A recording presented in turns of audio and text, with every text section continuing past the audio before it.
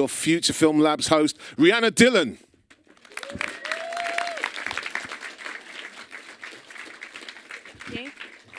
Hi everyone, thank you so much for joining us today. I'm Rihanna Dillon. So our future, sorry, I actually couldn't hear anything that you were saying in there, Yori, so you might have covered all of this. Sorry if I'm repeating.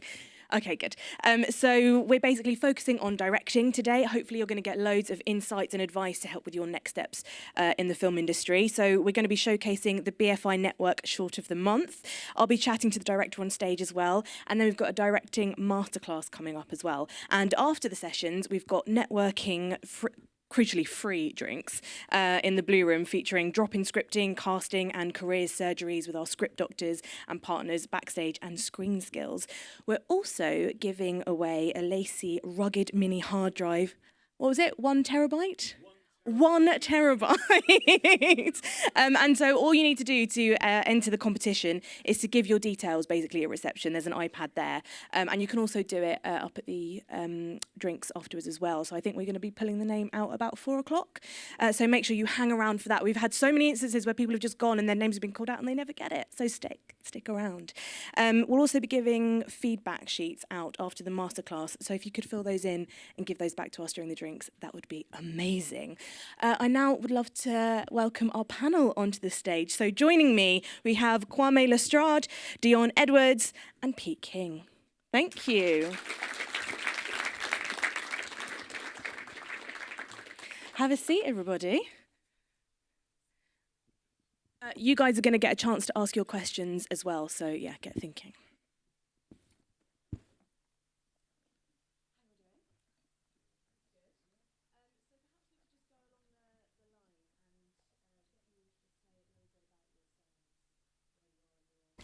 Career at the moment. Yeah, hello everyone, I'm Dion, and I am, a writer and director, and I've so far kind of made a bunch of short films and a little bit of TV, and at the moment I'm just prepping my first feature film, and hopefully shooting that in a few months' time.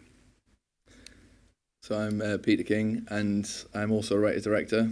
I've done a lot of commercials, directing and short films, and the latest short film I've made is now being made into a TV series, and I have another TV series in development recently as well. So. Hi everyone, I'm Kwame Lestrade. When I grow up, I want to be like these two. So I'm a writer-director. I've got a new film that's out on the festival circuit now that I'm starting to have meetings about. So I'm really curious about how we get from a film that's out on the festivals to having conversations about turning it into features or series. Amazing, thank you. So I want to go back to the very beginning. Who inspired you to become a director in the first place? Whose films were you watching that you were like, yeah, I want to emulate that? For me, probably Steven Spielberg films, like when I was really young, because the first significant film I can remember is Jurassic Park. Amazing. And that for me was like... How old are you if that's the first film you can remember? You must be like 15. No, I was really young when that was out, but that was just the first film because it was just so scary, and it had so much adventure and wonder, and I still love it. It's incredible. Yeah, Pete. Spielberg, George Lucas, Robert Zemeckis, and actually Ridley Scott because he's from the Northeast. So kind of always thought that was quite inspiring to see someone else could do it. So similar sort of thing, just exciting films, being young and thinking the wonder of film, like how did they do it, and sort of trying to work out. I used to sort of get really into art, production design and find it really fascinating. So that's what got me in. Was it the wonder for you as well, Conley? It was really slow films for me. It was Luc Besson's Big Blue, the Betty Blue one, the French one. I just remember just thinking, how do you sort of organise these ideas and make it so quiet and so powerful at the same time? And then Spike Lee. Yeah. Incredible. Mine as well. Was it a case of, I want to make films like that, or was it a case of, I could do that better? Did you ever have that when you were sort of... Better than Spielberg. Not better than Spielberg, maybe. I mean, some people have definitely thought that and failed, but, you might think that, you might see a film go, I wouldn't have done it like that. Well, for me, it just took me a while to actually understand what a director was. I don't even think... I did love Jurassic Park, and I loved films, I love watching them, but I think I didn't really understand how it kind of moved into directing and how one kind of made a film until I was about like 14, 15. So then when I started to kind of think about that, I was kind of looking at Spielberg films because they were the first ones that I knew about, and I don't know if I thought I'd direct better than him. I just thought I wanted to, make films like that. Yeah. Sort of, roller coaster films. I think it's like seeing things that inspire you. It's like it's not generally. I mean, you watch not very good films, but they don't make you want to make better films than them. But when you watch something amazing, that makes you want to make something as good as that. Yeah. For me, it was I would get lost in films. Like people afterwards would say, "Oh, I didn't like this, I didn't like that," but I just really gave my whole self to this film and papered over any cracks. I didn't know what a story hole was because I was just so impressed by it all, and I wanted to walk around every day with all these kind of ideas in my head. You know, I just wanted to know what it felt like to really just lose yourself and let your imagination run free and make a bunch of shit first of all, but just to be thinking in those ways was addictive. How did you get started then? What was your sort of entry into my mum left the shittiest camera in the world at our house on one holiday. It was really bad, really bad camera, and I started making just home videos. My wife was pregnant at the time, so I was thinking, I'll do this dad with the camera thing, and then there was this Virgin Media short 60 seconds of fame competition. I think it was the first one. And so I thought, right, I'm going to do this. I know how to film. I taught myself to edit on the oldest computer in England. And we auditioned an actor, had the several actors read through the 60-second script, shot it, edited it in like 5 days, submitted it, and I was absolutely hooked at how you can get from an idea to something that you click send on in such a short space of time. And we went through at that time, it felt a really professional process. And the best bit, and which is still the best bit, is that first moment when you get actors reading your words. It's just absolutely magic, and you know if it works and you know if it doesn't. You can throw lines away, you can make new stuff for that person, but that is still the best bit for me, absolutely. So did you guys study filmmaking? How did you get into it? I studied. So actually when I was at sixth form college in Darlington, I asked my careers advisor, how do I get into production design and building sets? So she went she put the CD-ROM in and typed in film design, and then there's only one course in the country in Hull. So okay, so I ended up in Hull, and then when I got there, they were like, because on the open day they told me it was possible to do art department, and then when I got there, they said we don't really do that. We do directing, producing, and some writing, and I was like, okay. So I ended up sort of doing that instead. Were you disappointed? Was it? No, because the first time I did it, the first thing I directed, I just like was hooked. Yeah. Yeah, I was like, it was a team project, and I ended up sort of just seeing what we needed to do and taking over. Not because I was sort of being bullshit. I just felt like actually I think we can make this work, and I sort of just did the project and directed it, and was just like that was absolutely fantastic. So then I just sort of decided that actually I was quite happy to push forward. Dion, your route in was quite different, wasn't it? Not really. No? I think did a bit at college. I did media at college, and was sort of making just films on, I think it was mini DV cameras at the time, and I kind of basically just copied things like Blair Witch Project and did stuff like that, and then studied. Why the Blair Witch Project? I just think it's quite easy, isn't it? To do. You just go outside, get your video camera, put on the nightlight feature on the camera, and then you're ready. So I did that, and then went to uni, and made some shorts at uni, kind of finished that, and then just over the years made a lot of short films. Because sometimes there's the idea that you have to go to like National Film School or something to kind of get anywhere. Well, that was definitely a school I wanted to get into and couldn't get into. I applied a couple of times and was quite devastated. But I then ended up working in the cinema for like 5 years or so, and actually I kind of used that as my own little film school, because you got to watch, it was, I don't know if anyone knows the Rio Cinema in Dalston, great little independent cinema, and I ended up just using it to watch loads of amazing kind of art house films and independent films, but also do all my auditions there, do my rehearsals there, and downstairs now is a second cinema screen, but actually it used to just be an empty basement, so I just used it to basically, as much as I can, to kind of make shorts and rehearse and do everything in there. So yeah, it's good. What are some of the more useful skills that you've sort of picked up? So, maybe in those other jobs that weren't necessarily leading you to be a director, but obviously were there kind of bits that you've picked up along the way that you've managed to apply now that you think, oh, that's crucial to being a director? I've got it, yeah. So when I first started out, I did quite a lot of editing as well, because out of necessity, I think we've been doing some similar things. You just kind of, you shoot stuff and you end up cutting it, and then doing that sort of quite a lot, even though I don't do it now at all, it taught me so much. And I think that's probably one of the, because it's it's writing, and then it's what equally as important as the writing and the directing. So to be able to do it and understand it and know when you're on set how the edit's going to cut together, and because you sort of got that experience, I think that's really important. Before I started film, I was a photographer. I quit my job and said, I'm a photographer now, and started doing that for about 3-4 years. But as I started filming more stuff, as I started filming stuff at all, and then for other people, the camera operators that I would hire I would always find that those that were photographers were better camera operators, because it's just natural framing. It's just actually understanding that, this picture looks great, but when this person moves over there, do you know how is it going to look great at every point in between?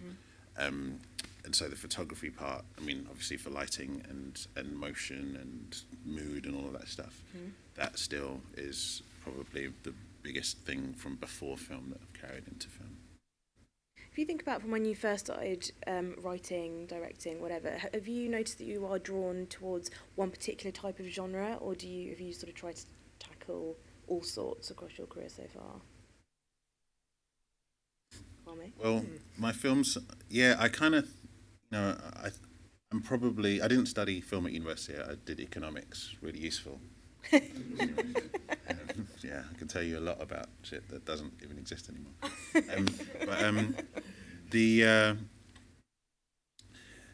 There was a point, I'm worried about sounding a bit wanky, but there's a point where you have sort of issues that you think, okay, if this was the last thing I was going to make, what impact would I like it to have? And I don't mean to sort of say that everything else is worthless, but for me, I care about smashing the patriarchy and making the world a happy, equal place for all peoples. So the themes in my work tend to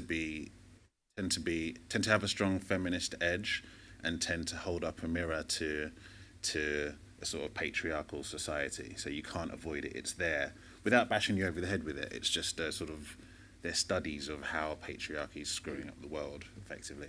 So I don't know. I think I could tackle those issues in other genres, but I sort of know who my characters need to inspire, if you like. I don't know if that's a genre in itself, but I think all of my work tends to do that. It's quite sort of very highbrow answer. I like to That's what it is. quite a diverse range of things, really. So my 2 shorts ago was a comedy, Underground Conquer Fighting. I don't know if you saw that. Anyways, that was completely different to the last one, which Conquer Fighting. Underground Conquer Fighting, yeah, in South London, yeah. Did it have a strong feminist angle to it? A new one, interestingly, it's a new one's a political thriller set in the near future. That's the one I've just finished, and then but the other thing other series is a crime thriller, which is it has a social media element, but it's kind of satirical still. I think generally satire across everything. If it's if it's comedy or serious, it's still everything has to have some sort of satire, and also entertaining. Things that because I still go back to wanting to do things that I initially liked. I still watch those films, and I still want to make things that make people sort of interested and excited. Yeah, Dion, what about you? What's your experience? I think I don't I don't know if I necessarily have a type, but the last couple of things I've done and the feature I'm working on is a family drama. And for some reason, I just think that family is kind of really interesting. It's like almost like the first institution that you're kind of involved with, and there's just so much richness in there, and so much of our the way we kind of, I don't know, govern ourselves and kind of police ourselves comes from the way, you know, what our parents think, what our family think. So yeah, I guess I've kind of done family dramas so far, but actually like my favourite genre is like gangster films, so I just I don't know, maybe I'll make a gangster film family drama. I was thinking that. Sopranos. That'd be amazing. I was interviewing a director recently, and she was an actor turned director, and she was saying someone had told her that one of the easiest films to get made as a feature would be like a low budget horror, but that wasn't necessarily a reason to make a film just because it's the easiest route to go down. How do you guys feel about that? You know, should you just like get stuff made just for the sake of kind of experience, or should you really kind of go down that passion project as your first route in? How possible is that? I think if it's if you're going to do a low budget horror, you should still be passionate about it and think it's like a great project, because if you don't, you're not going to put the effort in to finish it, because it's so hard to get anything made that you've got to believe in it. But there's nothing wrong with low budget horrors. Obviously there's some really successful ones that have done very well for other directors. It's not like something that I've thought, right, I've got to do that, but obviously everyone knows that is a thing, and it has been a thing. Like if you can think of a good idea for one, there's no reason why you wouldn't follow it. Because also things like It Follows, for example, is an amazing film that did really well critically as well, and that launched the director's career. So it's, you know, it's good if you can do it. Do you agree that there are certain genres that are just much easier to get made? I mean, I don't know which is the easiest, but things like comedy, I don't think I'm just not brave enough. I think comedy is a really hard thing to get made, and perhaps more subjective from an audience perspective than anything else. I admire anyone that has got the stones to do that. I mean, you kind of get into the conversation around stereotypes and sort of specific niche genres. There was a period where as long as you had young black and brown kids shooting each other and doing drugs, you'd probably get it made. And so there's a gradient that makes things easier for certain types of content, but they sort of end up collecting at the bottom with a pool that you don't like the smell of, you know? So I wouldn't judge. I remember the issues around Noel Clarke when he was doing the kidulthood, adulthood, and there was a big backlash about representation. And my argument was always, listen, make your films. If somebody else wants to make another film with a contrary representation, go and make that. But what we need is balance. We can have gangster films and hood films and all of those things. We just need the range of other things. So I suppose that necessitates coming off the easiest road and fighting to make other things. And then Noel Clarke will be part of a beautiful mix of content that sort of represents the whole wide range of young humanity, basically.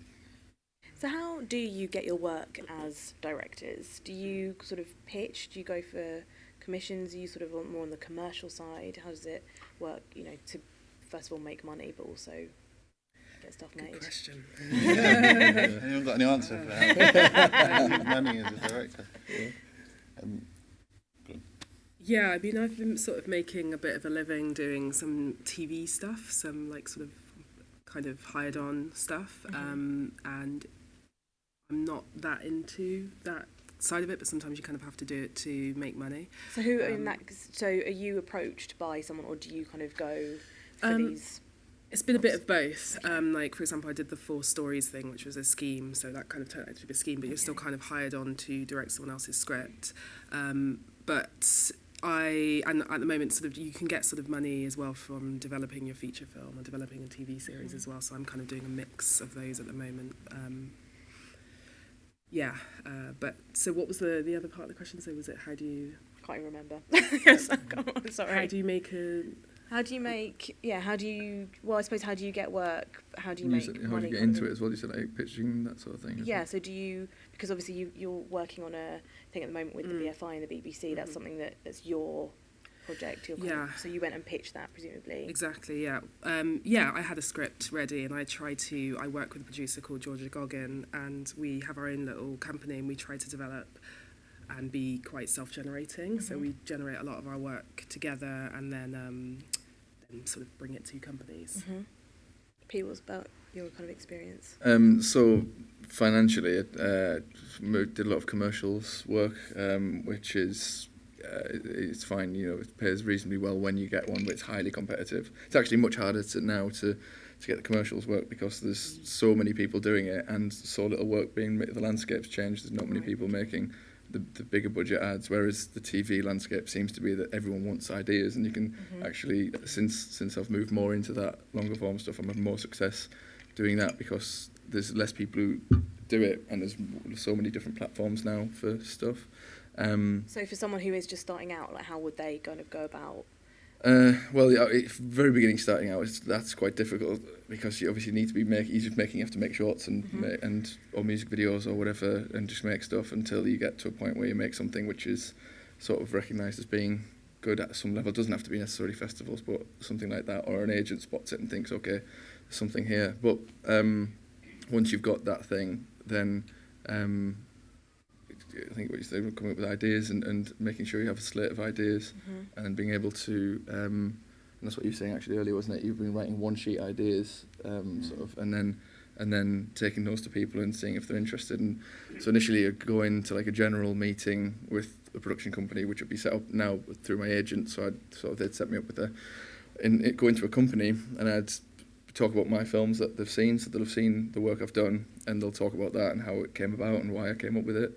And then the second half of the meeting is like, okay, so what have you got next? And then you just have to like have a bunch of ideas that you talk about. And you can say one, you can see that like not that interested. You like wrap it up, right? Move on to the next one, and then one of them, the face will light up, and you're like, right, great. And then you just expand on that one because you know that you've got some interest. And then they'll say, have you got a one sheet or a treatment outline?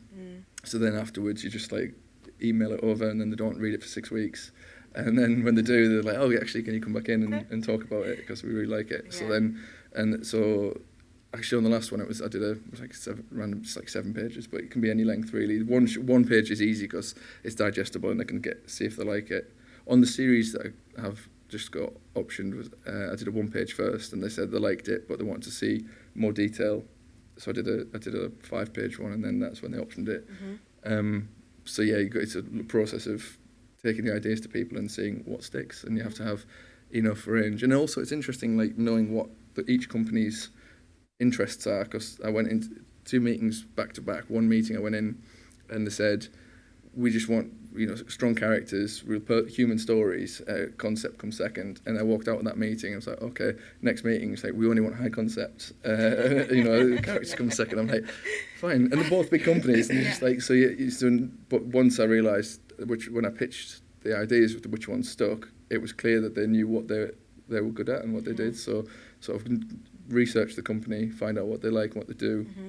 Think of any of your ideas, because actually the miniseries that's been optioned is a crime miniseries, crime thriller 4-part miniseries, and the EP who's taking it on was ex-ITV drama EP, and he did like Wallander, DCI Banks, so his track record is crime TV. And then when I pitched it, he immediately thought, okay, I like the twist on that, because he knew that genre so well, and he knew that it was quite unique, so he picked it up. So it's like knowing. But if I pitched something else, like a science fiction project to him, which I do have one, he wouldn't go for it because it's too far out of what he sort of. So essentially, do your research into. Do your research, yeah, and obviously, I guess it depends what if you have a focus on a single specific genre, it might not quite work. But if you I guess you still got a varied slate of things, right? It's. I mean, I think I'm caring more about characters than genre, and sort of.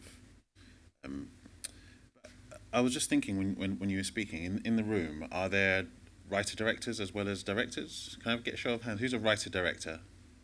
Who's a director? Okay, so because what I was realizing here is that as a writer-director, you kind of get to sign off your own scripts to some extent, and you can be protected by this idea that you own the story and you've written the story probably to your strengths as well as hopefully stretching yourself a little bit. And what's interesting is where I started as a writer-director, now I'm starting to direct other people's work. And I'm constantly reading, trying to find new ideas, new stories, and everything I'm reading, I'm thinking, I wonder how I would interpret that as a director. But you lose that sort of layer of protection, because if you're going with a project as a director that you've created, you can speak about it better than anyone else, and you haven't had to sort of interpret what somebody else has done. So I'm really interested in this sort of intersection between separating the director from the writer-director and seeing if that director is still able to sort of interpret somebody else's work as authentically as your own. So that type of work, people come to me with projects, and I go to people with projects. It's sort of quite fluid. The pitching that you guys get to do, I haven't really get to done. I've had one meeting with BBC Studios, and I've got another meeting in September. I got an email yesterday saying, "Oh, could you meet in September?" I'm like, September? It's July. But those types of things is what I think will open up the door to my next steps. Somebody needs to like something and say, okay, let's do something with this idea or one of those ideas. So I'm absolutely petrified of how I'm going to come across in these meetings, but I've just decided to screw it. I'm just going to love the project and try and get them as excited about it as I am. And if I'm not, then I probably shouldn't talk about that project. And the initial part of your question about how do you eat? So starting off as a photographer, learning to edit, I made the really smart decision of leasing equipment, so you pay it off bit by bit. Renting just doesn't work because it's just too logistically annoying. But getting whatever small bit of kit that you can, adding to it, and using it to make money. So I have a production company that's been doing sort of corporate music stuff, a few bits for BBC Online. It's nearly 9 years old, the company. And that's what keeps me eating. But using all of the same stuff, when the lights are shining brightly, I can look away and think, right, let's just get into the mix of independent cinema, eat some of my time, know that if I've done all right over here, I'll have a bit of money to spend some time over there to work on a project. And then that project finishes, and I'm broke. So I have to rush back over here, and then you have to do the constant arm wrestle of getting stuff finished and out there whilst trying to eat. But I think I'm using the same cameras, the same computers, the same technology to eat as well as create. So I'm just happy for it all to be working all the time. Yeah, and I'd add on the financial side, it is really up and down as well. Like sometimes you get a job in and it can be like, I'm sorted for a few months and it's all good, and then those months pass and you haven't had another job in, and suddenly you're like, right, I'm in trouble, and then forget the independent cinema. Let's just it's really you have to stick at it and put up with a lot of difficult times and just fight through it, and trust in yourself that you're gonna at some point somebody will like something or a job will come along and it'll sort itself out. But yeah. On a kind of practical basis, I was thinking about, when you're starting out, who are the people that you're working closest with? Because if you say, like, on your IMDb and you look at some of your early short films, you look at, you were the editor, cinematographer, writer, director, it almost sounds quite like lonely, I suppose. But obviously we all know that working in the film industry is all about networking, contacts and collaborating. So who do you sort of end up working closest with? Is it the actors? Is it the producers? Is it the editors? No, so I spent 2017 practicing to be a director, and in doing so, making sure, this for independent films, forget the sort of money stuff for now, taking my hands off a camera. My brief was I had to be able to shoot it in half a day. I wasn't allowed to touch a camera, and all I would do is look at monitors and talk to actors all day long. And that was really good, because I remember, and I see it a lot, when you have a camera and you have some skills and you have some talent, you want to do everything because you can. And I spent that year working out just how wonderful it is to leave it to someone else and realize that the more people you have is the less things cluttering your mind. And you can actually focus on the only thing anyone cares about, which is the story. And is the story working? Are the performances working? So I think everyone's got that short film in them where they're the producer, writer, director, team maker, camera operator, editor, everything. We do that, and it's great. It's practice.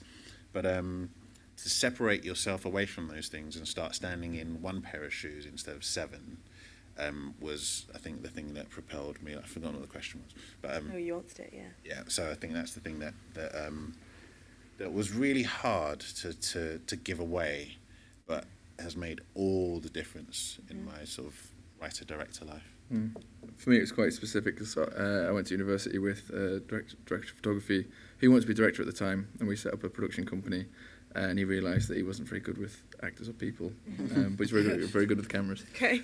So he decided, he sort of just said, okay, I'm a DP. So then it made it easier because we co-directed the first couple of shorts we did, which was fine. It worked well, but it ended up, I was talking to the actors and he was setting up the shots. So we realised actually we weren't really we co-directed in name, but we knew what we were doing.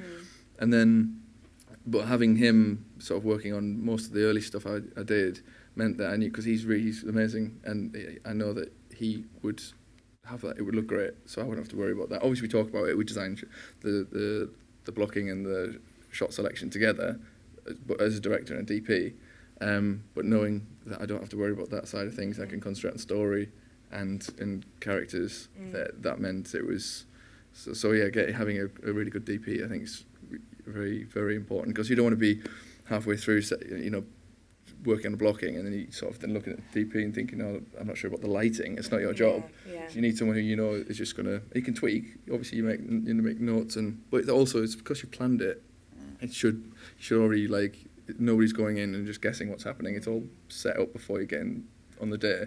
If you're on a tech recce together and you've talked about how it's going to be lit, so if there's surprises, that's because you haven't communicated properly. But if you have a DP that you work with a lot, you don't have that problem. So then actors, in the nicest way possible, they come and go because you don't really have the same actor in every project unless you're like Scorsese, De Niro. But you work with lots and lots of different actors over the time, so you have to, the skill of a director is to work out how each actor responds to you, but you don't, again, back to the DP, just knowing that they're going to be doing their thing and it's going to look how you like it.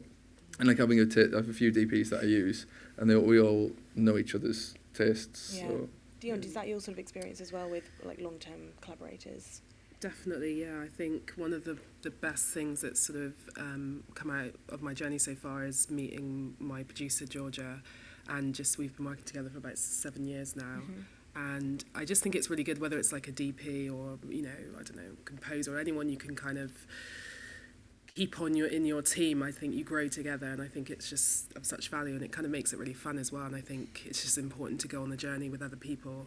But it's really valuable to have a producer as early as possible, and to have a producer who's kind of a peer, because they're going to really fight for you, and they're going to, work really hard to protect your vision. So I think I definitely, if you can find a producer who's sort of more on your level, because I think people assume, I've got to go and find, I don't know, is it Damien Jones or someone like that? I'd go and find these high-level producers because they're going to make it happen. But actually, I think if you can find someone, more on your level, it's really beneficial.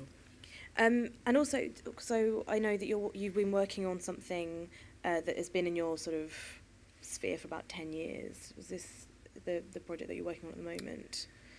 The feature film project, just know that. So I said that I've been doing about 10 years of work to get to the point where to make the first feature. It's a long time. But no, Pretty Red Dress, I started on it in around 2014. Okay. So it's still been quite a long time. Yeah. Also, I suppose my question is about, with those sort of passion projects, are they sort of worth the time and the effort that you put into them? Because No. That's the thing, the biggest... Furthering your career, I suppose. I think one of the biggest things I'd say is that you have to be you're passionate about whatever you're working on, especially if it's a first feature and you're a writer-director and it's your passion project, because you're going to it's going to take so long, and you have to have so many notes and so many voices and people coming in with their opinions, and there's all these kind of hurdles and hoops to jump through, and I think you just have to be really into what you're doing and constantly remind yourself. So if you're kind of half-hearted about a project from the beginning, it's just not really it's not really going to work, or it's going to turn out terrible, because and also be ready for knockbacks, and just because it gets rejected from every scheme you put it in doesn't mean it's a bad film. The last short we did, we submitted it to 3 different schemes and they all rejected it, and it came out really well, and that's the one we're taking onto a series. But it's the rejections, you can be so passionate about it, know it's good, but you will be rejected. People are idiots. Yeah, it's just part of the process, isn't it? I just have a question, if I may, about what you said about seeking high-level producers. I remember thinking I was a director, but not really being clear on what a producer was, because it turned out I was always the producer as well as the writer-director, so the person making the things happen. So the biggest learning I made was actually making that distinction between the type of producer that I am, which is, I can make sure that everything that is on my call sheet is checked, signed, budgeted, etc., so that everyone knows where they are, what they're supposed to be doing, and it's logistically organised, versus a producer that will do all of that plus find you some money. Plus access you some money. So I remember, in fact, here at another one of Yari's events, Soul Celebrate Connect. I don't know if you guys know about it. I met a producer who'd said, "Yeah, you're working on a new project, Kwame. I'll be your producer." And I had to just ask the most honest question, which is, what type of producer are you? Are you a producer that can make the thing happen logistically, or are you a producer that can do that and get me money to make the thing happen logistically? And they had to actually think about that, because there's a really clear distinction, and they were the same type of producer that I was. So when you're in your journey as you meet producers, understand what problems they can take away from you, because if they can take away the finding money from you, that's great. If they can take away the logistics, that's great too. If they can be the person entering your film into schemes and have a handle on which schemes or festivals, that's great. That's something you don't have to do. So I reckon most director-producer relationships, or the trajectories of many films, would be much clearer if there's a really honest conversation with the person you're calling your producer about what it is that they bring to the table, because it's just so broad. Sorry, one more example is that, so I run a production company. I had nothing to do really with the organisations of the day, but they came to me and said, "All right, Kwame, we need you to provide the camera, the lights, and the logistics and the power, and make sure that everything is where it needs to be." I was a producer on that project, because I produced the cinematography. I provided the thing that enabled the film to happen, but I had nothing to do with the real nuts and bolts of the day.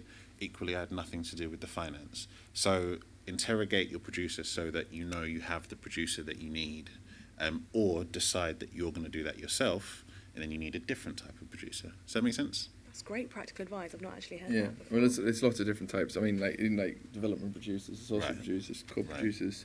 Some of them are very creative and hands-on with the ideas, and it's more about getting the project into a position where they can pitch it into the right place and sell it, and that's their job, and they don't do any line producing at all. And a line producer, obviously, is the one who calls up and does all the things. When you earlier on in the career, the producer will be also the line producer. Yeah. And then later on, you have someone else who's does all of the logistics, and your producer rarely does any of that. Really, doesn't book anything, do anything. They just sort of deal with the bit higher stuff. Right. Yeah. And even those distinctions, I can't pretend to be completely clear. I've hired line producers, I've hired producers, I've been both of those things as well. But I found that to be the most challenging job title to sort of deconstruct, specifically to know what I then didn't have to do, or I didn't have to worry about. So if you're constantly thinking about how you can get somebody else to do the stuff that you don't want to or have time to do, then you'll probably end up having better conversations with producers. Thanks. Right, we're going to turn it over to you guys now. So if you've got a question, stick your hand up, and I think we've got a microphone. Yes, great. Okay, got one. It's going right over there. Got one in the middle and then one at the front. Should we time you on how quick you can move the mic Yeah. from the front at the back of the room? Hi.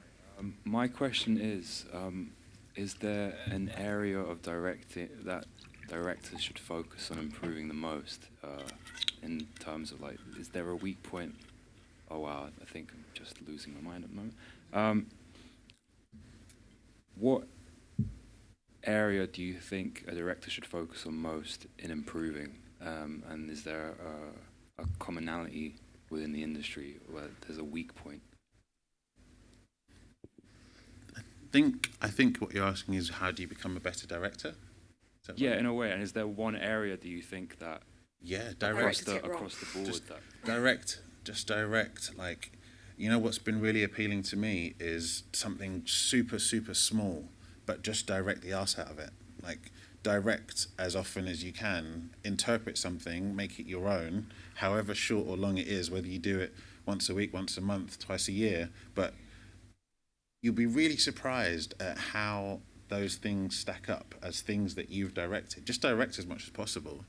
It sounds like a bit of a simple answer, but just practice. Are there areas that you? I mean, think I'd other say people that, like, yeah, the one thing that would help everyone is planning, and make sure that you know what you turn up on the day, and you know what the minimum you want to get is that, like, so you need to know what your shots are going to be. You're not working out shots on the day. You're not working out performances. You've planned everything, and then everything else on top of that is a bonus. So you basically have already visualized the film. You've seen what you think it's going to look like, and then so your job is then to put that plan into action. So you're not.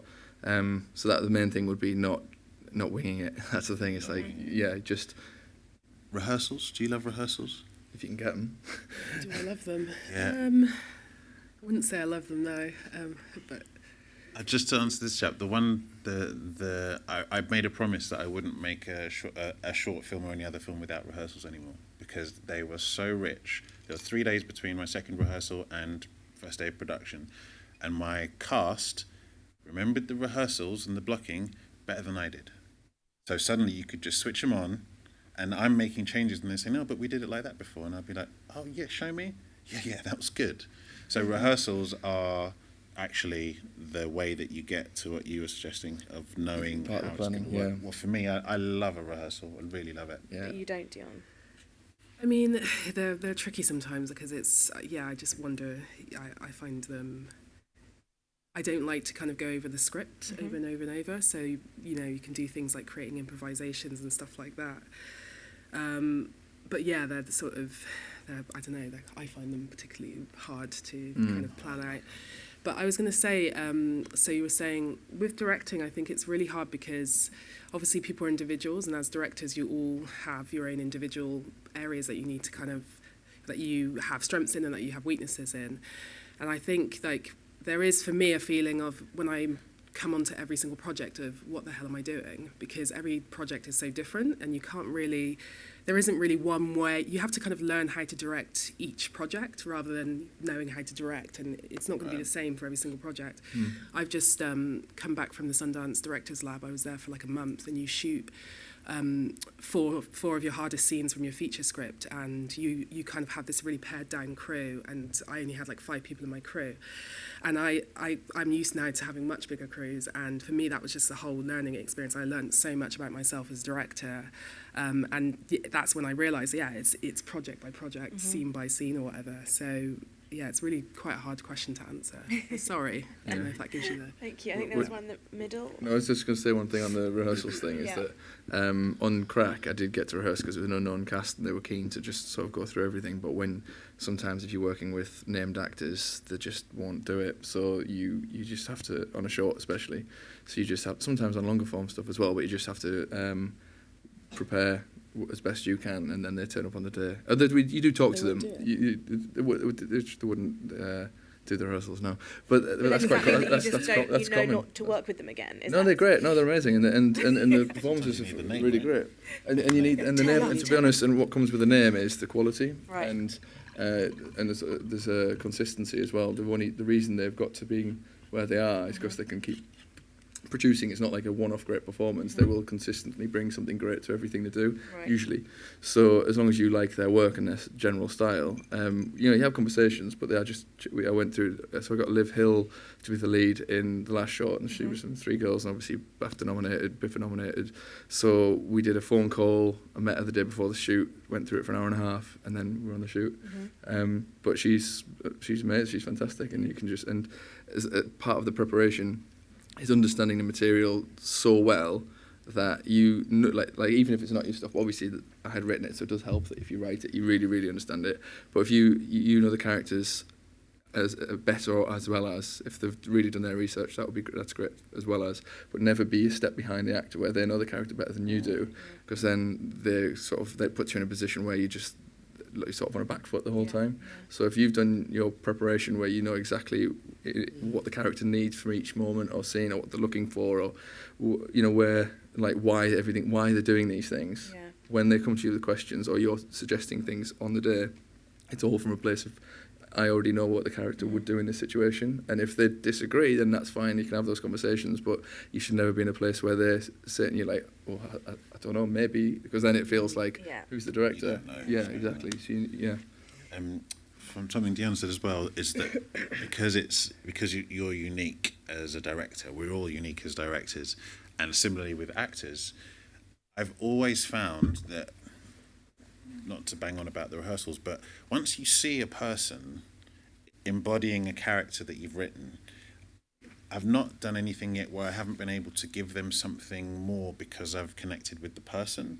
So I've been rewriting things after nailing down my final cast because I've connected with that person, and I feel like I need to adjust something to get more out of that person, or to sort of, it's not as locked as the script is. Yes, the script is locked. We could go and film the script. That's great. But I feel a sort of responsibility to give that actor more that is tailored specifically to them, And so the rehearsal period was where I would be furiously changing scenes come the end of it to then hand over a final, because chemistry felt better this way instead of that way. So that's the beauty of being a writer-director. If you're directing somebody else's work, you then have to have a good relationship with your writer to say, can I change these lines? Can I do these things? But but yeah, there becomes a bit of fluidity once you've met the human that you're expecting to be the character. You want to give them something for them, in my experience. I think we had, You spoke about pitching to those people. Who are those people and how do you find them? Yeah, good question. So there's a lot, usually production companies, and there's two ways. I mean, the best way of once you get to a position where you can have an agent, it's much easier to get into those places. So that's a bit like, I only got an agent for the first time. I've been doing it 15 years, and I only got an agent this year because it's really hard to get one, because once they've got so many people sending them stuff constantly that they can't watch everything. They don't look at very much at all, really, because there's just too much, especially unsolicited stuff. So you have to have a recommendation from somebody. But once you have an agent, they make those connections for you. So you take your project to your agent, and they look at it and they say, okay, I think this is a good company for that project. So they then set up the meeting for you where they'd contact they already know somebody there because they've got the relationship. They'd speak to the development producer, head of development, and they'd say, I've got a client who's got this project, I think it's really good. They'd send your past work, they'd watch it, and if they like it, they'd then invite you in for it was called a general, and then you'd sit in, you'd do it then. So at this stage, for me, it's like your agent would set it up. Before that, it would be either your own research and trying to knock on doors, or looking at speaking to contacts and trying to find out people who trying to work your network and trying to find people who could either help you get to somebody or who might have a suggestion of how it's quite hard, actually. It is the hardest bit, getting people who will take time to read it, because if you've written even a single A4 page, you won't believe how hard it is to get someone to read it. I mean, it'll take them like 10 minutes, but they get thousands of them sent, and they just...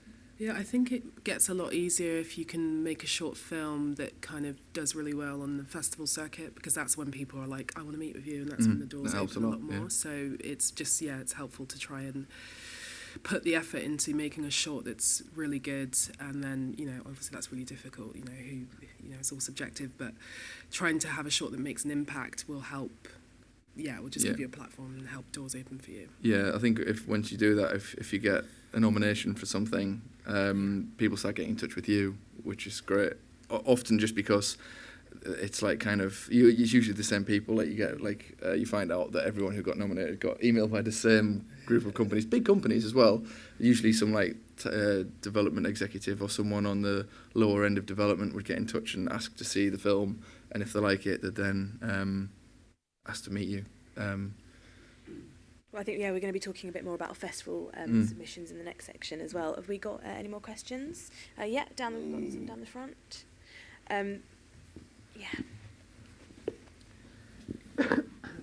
Hi. Are there sort of any like online resources that are like your go-to to like help you like keep on like developing, or like sort of to get like a refresher on things like that? Sort of like YouTube channels or websites. Education-wise, like sort of bettering yourself, you mean? Yeah, so that could be like film essays from YouTubers or like websites like No Film School. Is there sort of anything like that you sort of go to? Let's ask Yara.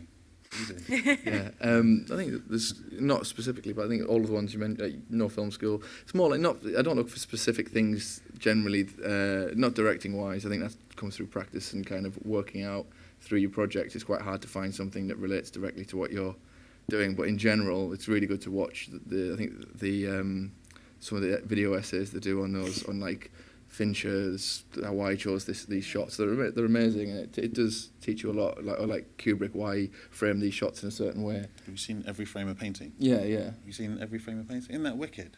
Yeah, it's amazing. It's What's that about? Every Frame of Painting is an online series that analyses the work of different directors, and there's a great David Fincher one. There's a great sort of comedy. There's a great one, isn't there? Yeah, exactly. And so it's just your mind just goes.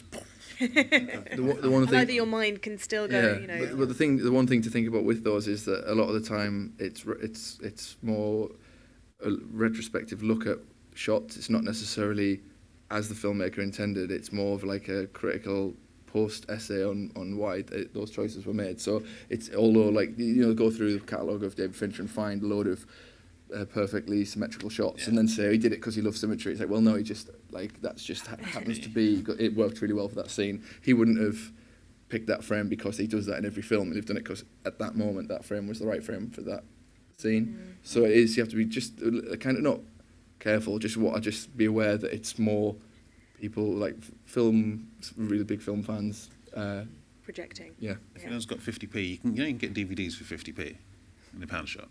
Like in the 50p shop. In all the charity shops, there's stacks of DVDs, and I buy them up like dirt because you don't get the special features, you don't get the interviews, you don't get to see the set being made. I watch that stuff often without even watching the full film because I just want to be behind the scenes and hear what people are thinking, hear what the characters think, see what choices were made. 50p, it's great. Has anyone seen the Peter Jackson behind the scenes of The Hobbit one?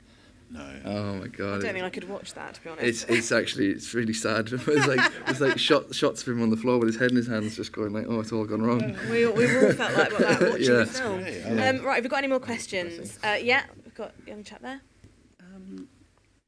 Are there any genres or methods you think directors should avoid in general in the current day and age? Ooh. Genres or methods? Or methods. I think I would say I don't think any director should avoid genres. I think if you really like the most bizarre genre, then go for it because it's what you like and you'll make it good. But methods, personally, I don't sort of get that whole screaming director kind of having. I think that's you can't do that anymore. Really. You can do that anymore. I don't know how. And there's no need for it. It doesn't make better work. I think unless you're like Tarantino or something. But does he shout? I've heard he's a little bit bonkers. But, everyone's a bit bonkers. I think Uma Thurman would say that he probably shouts. Right. Yeah, I think the whole breaking down from The Shining until she cried and telling her dog's dead and all that stuff. Yeah. I think it's unnecessary anyway, because if you've got the right cast, they can perform, they can do act, it. Yeah. But also, I think that it's just not acceptable anymore. I think it should never have been really, but it definitely you would get called out. Also, that you hear that I'm not going to name names. You hear things about directors, young directors who think that that's how you direct because they've seen the documentary on Stanley Kubrick, so they've done that, and they don't work anymore. No. People hear about it, the crew talk, the producers on set, and they're like, God, he's a bit of a, or she's a bit of a, and then Bit of a what? Yeah, I can't. There might be young under 18 people. Some of the words. Many. Yeah. So I think that reputation of being that type of director will strongly go against you. I think we've got time for one more question. Oh God, you pick. All say it at once. Everyone speak at once. The front's been waiting for a very long time. Next. So I have a question.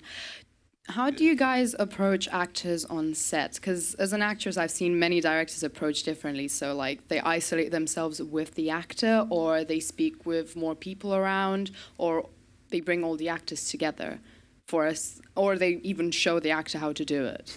Oh God. So I'm kind of, because I've seen like most directors, they train to be an actor first and then they go into directing.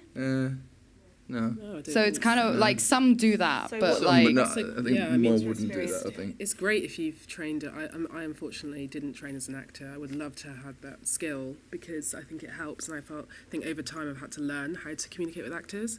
But generally, I'm not really a director who kind of screams across the set and says like, I sort of shouts the direction in front of everyone. I kind of take each actor to the side because I think that keeps it a little bit fresh as well. If you just sort of give someone some direction, but the other actor doesn't exactly know what they're going to do. So that's just the way I like to approach it. Yeah. I think that generally finding that if you're not, I actually talk to people when they're all together, kind of with the blocking. I never show them what to do. That is like the biggest sin of directing. You're going to lose any respect from any actor if you show them. Generally, also you're not really telling the actor what to do at all. You're telling the character, talking to the character. That's like the one thing that I learned over my experience. I wish somebody had told me early on, because you just if you, like I said earlier, if you know the character and you're talking to an actor who also knows the character, you're telling them about why this character's made. You sort of. He and she's doing. She's doing that. Yeah, you're talking about like and the reason she's so. She's worried about this character, and she's reflecting it this way. You're not saying like look really angry, because that's just bad direction, and what you're going to get a sort of unnatural performance. But if you can tap into why the character is doing certain things, that's what the actor's job is. A good actor will then interpret that into their own expression, because everyone's different. And I think that what I learned is that works with all actors. Doesn't matter if they're method actors or they're just the actor who will just switch it on and off. If you talk to them about the character and why this character is doing certain things, or what the if you're just talking character, it will work with every actor. I think it's the perfect question to end on as well, because arguably the most important part of our job is working with actors and getting the best out of them when you're turning over film. And I think the most important part of that for me is, first of all, understanding that not all actors are the same. We're all a bunch of insecure flakes who are just really worried about not being good enough, or have the other end of the spectrum where you just know that you're brilliant and you haven't actually earned that yet. And I think as a director, you have to have an emotional intelligence to understand who the person is that you're dealing with. I definitely, on my sets, all of my actors lose their names, they become the name of the character, and suddenly you divorce any critique or praise from the character, from the actor to the character. Like she's really feeling this, and I'm really connecting with how she's feeling. Well done, you is aside. And so using the characters is a wonderful way to stay focused on the character's emotion, but also understanding how much praise or critique and in what formats, whether it's in a group or individually, that's something that I sort of work out for each person. On my last film, I would give critique to certain groups of actors that were spending a lot of time together. I'd give them the notes together.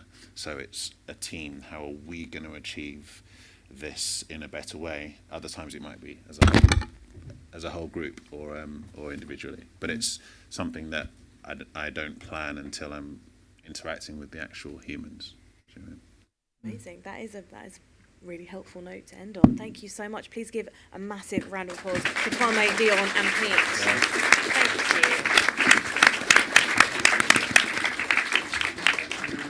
you. If you stand up, stand pose for the scene. Stand up. You have to stand up. Yeah. Awkward posing time. I'm just going to hide behind you slightly.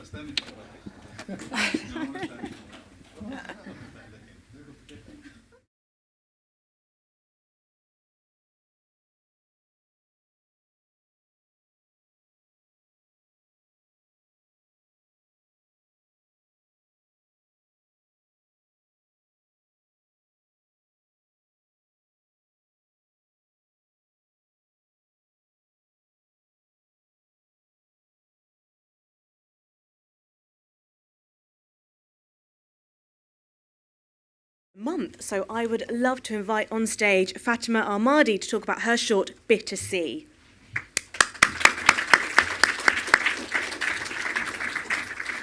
Hi. Hi, shall I sit here or? Wherever you want to sit, wherever you're comfortable. Thank you so much for joining us. So Bitter Sea, we're all going to watch it in a little bit. But so don't tell us what happens, but tell us where you got the idea from. What inspired this story? Hi everyone, thank you so much for coming here today. So Bitter Sea's story is inspired by true events. I knew a couple. They were moving to London, and their story is very similar to what you're going to see very shortly. And I wrote the first draft loosely based on what I heard from those guys. And then it changed gradually because I made the film through Film London Calling Plus scheme, and Amazing. And it has done really well on the festival circuit. Obviously, we kind of touched on this earlier, but do you have any tips about submitting shorts? Because obviously you're a pro.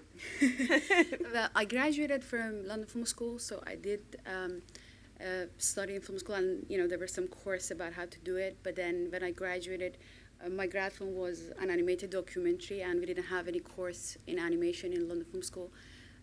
So it was like I was learning how to do it while doing it, because I didn't have the money to give the film to a film agency, like a festival agency, and it was a nightmare. It was very difficult. Lots of rejections every morning, trying to not get disheartened by the rejection letters and emails. But then for the second one, which was commissioned by Asian Film Academy, and the third one, I knew how things work. So there are just to give you a brief idea of how to do it. If you want to do it yourself, if you have to do it yourself, probably checking online what are the key film festivals. There's a list of key film festivals online. British Council has a list. Oscar qualifying film festivals also. It's a long list. Many of them are quite expensive to get into. Like the submission fees is high, but you can start with the ones that are not that expensive to get into, or to submit the film to. Like Short Film Depot is a good one. Like film festivals which are listed on Short Film Depot, they're not expensive to submit the film to, or like Film Freeway. If you want to start with A film festivals, normally they are expensive, but it's worth it, because if you get the film into one of them, the doors will automatically open to you, like for the next festivals. Then you wouldn't need to pay for submissions. Like film agencies will come to you and ask to control the whole thing, like send your film on your behalf. So that's what comes to my mind now. How did this film sort of help in terms of getting your next project made? What were the sort of immediate sort of helpful ways? So the next film that I did after this one was commissioned by Directors Fortnight in Cannes. I was in Locarno Film Festival with another project, and I was hanging out with a lady that I didn't know what exactly she does, like as a job. I found out later that she was a producer, and I submitted links to my films to her, and then she liked them, and she invited me to to make the next film, which is called Layla's Blues. We made in Tunisia in a month. I'm Iranian. I don't speak the language Arabic, so it was very difficult in Tunisia. But how this helped, I think, it was life-changing, because when you go to small festivals, especially small ones, big ones, it's just huge. The market, because everybody's coming from different places in the world. You might not find your people, but if it's small, you get a chance. There are more chances that you find your future collaborators. For example, like in London, there are some very good festivals which are not huge. Like one of them is the Smalls. One of them is London Short Film Festival. East End is a good one. Short-sighted cinema. There are some very good small ones, but they can be life-changing. And what have you learned on your filmmaking journey so far that you'd like to pass on to up-and-coming directors? I think, I learned a lot from these guys when they were talking. I was like, oh, wow, I should have attended more panels like this in the past. What I can say is like focus, the key. If you focus on what you want, then, then you're going to realize that, oh, what my heart says. Follow what your heart says. And then you're going to find yourself happy, happy about what you do. Because any project that you take on board, it's gonna, you're gonna spend at least a year of your life working on it, pre-production, post-production, the actual production. Afterwards, like you have to be, be proud of what you've made. So if you're gonna spend the rest of your life making films, you should be happy. Because you don't know you're gonna meet lots of people that you wouldn't connect with them, you wouldn't like them. So if you want to be successful, the first key is being focused and knowing what you really want. And finally, would you like to introduce your film to our audience? Oh yes. So BTC, as I said, I made it through London Calling, Film London. It's been an amazing journey.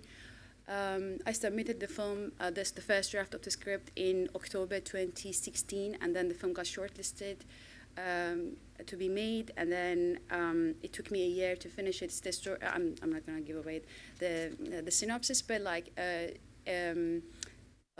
It's really dear to me. I really love this film, and I think you enjoy it as well. Thank you so much, Fatima. Enjoy Bitter Sea. Thank you.